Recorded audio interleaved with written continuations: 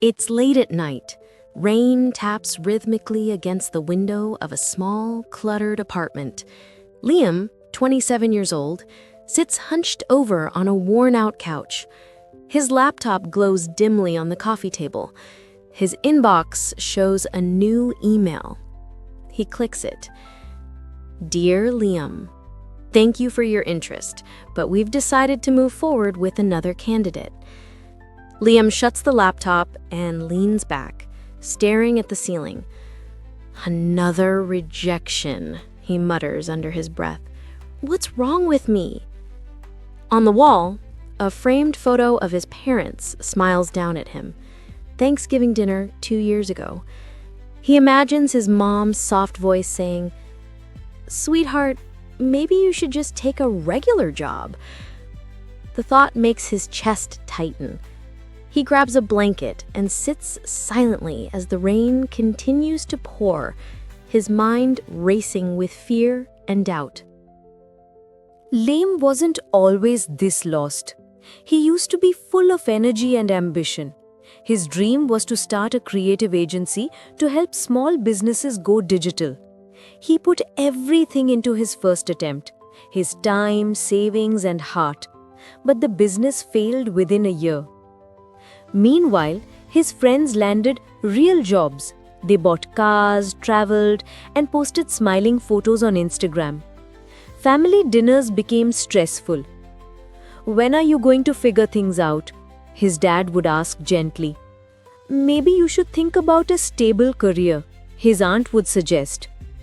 Each comment chipped away at him, making him feel smaller and smaller. At night, he'd lie in bed staring at the ceiling, whispering to himself, "Am I just wasting my life? Should I give up and do what everyone else is doing?"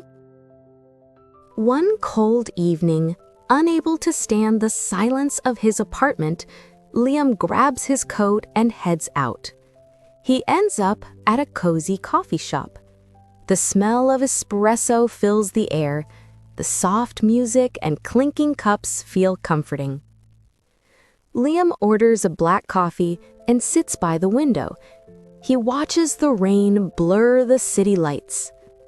At the next table, an older man with silver hair and kind, steady eyes notices him. "You look like you've had a long day," the man says warmly. Liam lets out a bitter laugh. "Try a long year." The man introduces himself as Mr. Collins. Something about his calm energy makes Liam open up. He tells him everything: the failed business, the job rejections, the fear of disappointing his parents. Mr. Collins listens quietly. Then he leans forward and says, "Do you know how long it takes for a bamboo tree to grow? For 5 years, you water it every day, but nothing happens above the ground. People think nothing is growing, but underground, the roots are spreading deep, getting strong. And when it finally breaks through, it can grow nearly 80 feet in just weeks." Liam frowns. "So, I'm just underground right now?" "Exactly," Mr. Collins says with a knowing smile. "You're in the root growing stage. Don't stop watering your dream." The next morning, Liam wakes up feeling different, not full of excitement, but calmer, like a decision has been made. If this is the root growing stage, he tells himself, then I need to keep showing up. He takes a job at a small marketing firm. It's not his dream job, but it pays the bills and gives him some stability. After work, Liam sets a strict routine. 2 hours every evening he learns, reading business books, taking online courses, improving his design skills. He starts journaling every night. Sent 5 proposals today, no replies. Had a great idea for a new campaign. I'm tired, but I didn't skip my work session. Slowly, the routine becomes his anchor. Months pass and small victories begin to appear. Liam gets a raise at his job. He lands his first freelance project designing a website for a local cafe. His confidence begins to return. One night, he stands in front of the mirror and actually smiles at himself. "Maybe I'm not as stuck as I thought," he whispers. Just as things feel steady, Liam's company announces layoffs. His position is cut. The news hits him like a punch to the gut. He spends 3 days in his apartment, ignoring texts from his parents and friends. On the third night, he opens his journal and writes, "Maybe this is my chance. Maybe this is the push I needed." He decides to focus fully on his freelance business. This becomes the toughest but most defining season of Liam's life. He wakes up at 5 a.m. to send proposals and emails. He spends all day working on client projects and learning new skills.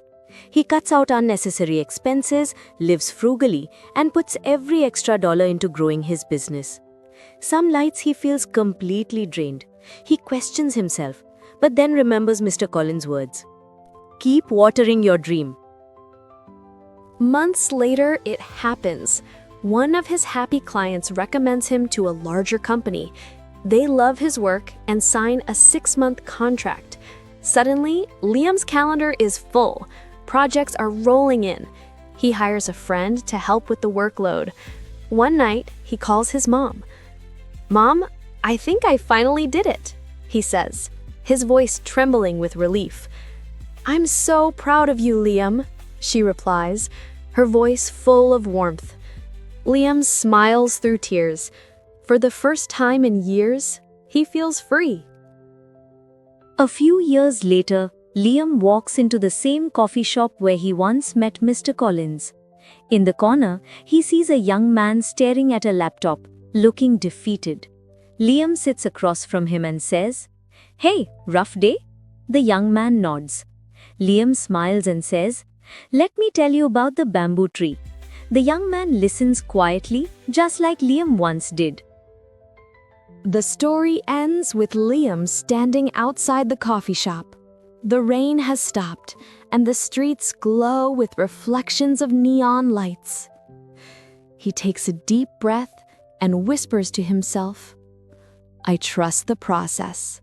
I always will."